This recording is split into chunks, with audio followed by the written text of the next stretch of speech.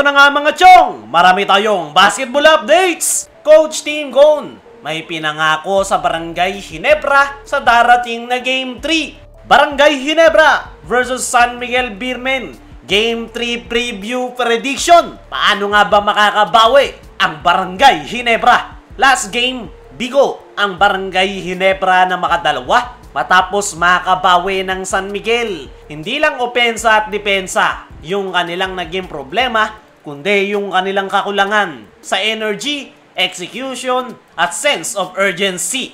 Tabla na ang series at napaka-importante ng paparating na Game 3. Kaya ang tanong, may magiging sagot ba ang Barangay Ginebra sa mga patama ng San Miguel Beermen? Tara pag-usapan natin. Bakit nga ba nalulugi ang Ginebra ngayong semifinals kontra San Miguel? Unang-una, walang consistent scoring threat outside of Scotty at Stephen Holt. Kulang sa off-ball movement at hirap na gumawa ng open looks yung mga shooters ng Ginebra. Pangalawa, napupuruhan sila sa depensa. Hindi nga makadiskarte ang Barangay Ginebra dahil sa depensang binabato sa kanila ng San Miguel. At pangatlo, kulang sa energy except kay Jason David.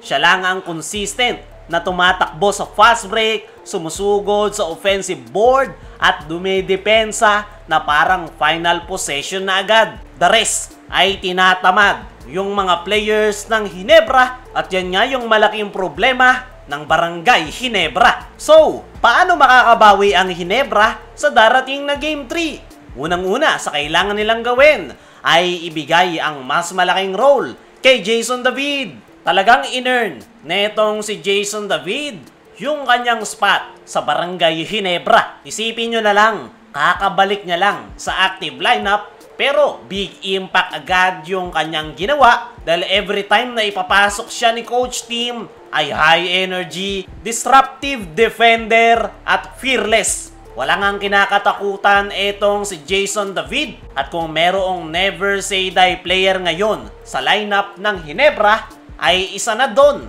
etong si Jason David. Kaya naman, mas maganda kung bibigyan ito ng mas malaking role ni Coach Team sa paparating na Game 3 o di naman kaya bigyan ng mas malaking playing time. Mas maganda kung ipapasok siya sa starting 5 para simula pa lang ng laro ay mataas na ang energy ng kanyang koponan. Sunod sa kailangan gawin ng Barangay Ginebra ay maging aggressive etong si Stephen Holt, lalong-lalo na si Japet Aguilar. Kailangan nilang kunin agad ang kanilang momentum.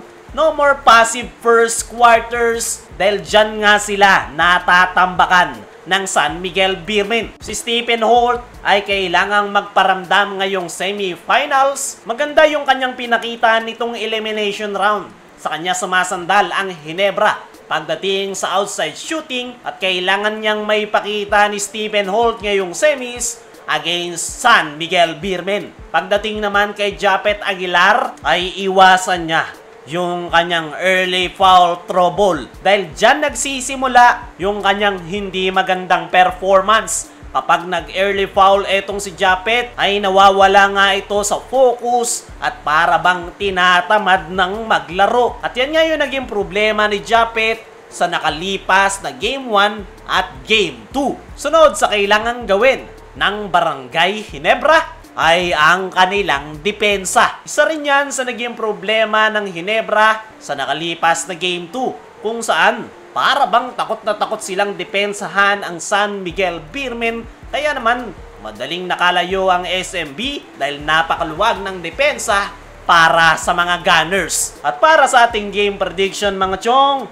ay expected na babawi ang Barangay Ginebra. Pero tingnan natin kung sino ang makakakuha ng panalo. Dumako naman tayo dito sa kabilang balita. Coach Team Gone, may pinangako sa Barangay Ginebra sa darating na Game 3. Ngayong araw nga mga chong ay malalaman kung sino nga ba ang makakalamang sa semifinal series sa pagitan ng Barangay Ginebra at San Miguel Beermen. Maraming ang mga fans ang nangangamba dahil sa naging performance ng Ginebra sa nakalipas na Game 2 na baka matambakan na naman ang kanilang paboritong kupunan. At mismong si Coach Tim ang sumagot niyan sa kanyang naging latest interview kung saan ay inamin nga nito na hindi naging maganda yung kanilang performance sa nakalipas na Game 2. Napakaraming araw nilang naging problema at naging butas na tinake advantage ng SMB.